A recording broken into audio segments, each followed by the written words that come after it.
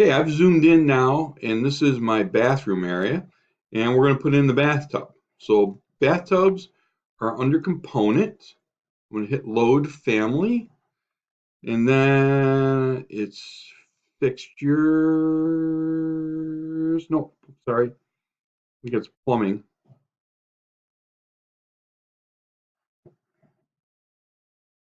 Okay, so we want the fixtures, and then plumbing, and then architectural, and here we go, fixtures. Double click on that one. There we go. And then you'll see bathtubs. Now, what you got to keep in mind is there are some of these things that are drawn and they have the word, letters 2D after them. Then there's 3D. And 3Ds are the ones that we want. This is a freestanding tub. I'm just going to put in a rectangular one. That's a 2D guy. And here's a 3D one. I'm going to hit open.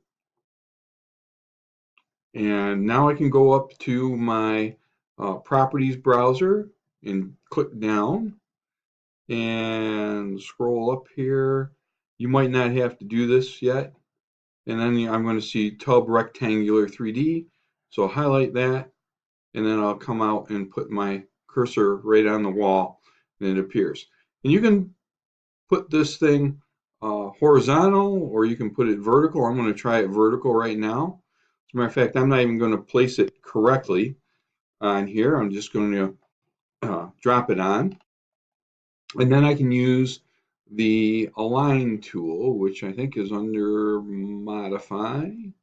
Yep, align. So I click the item I want to align the tub to.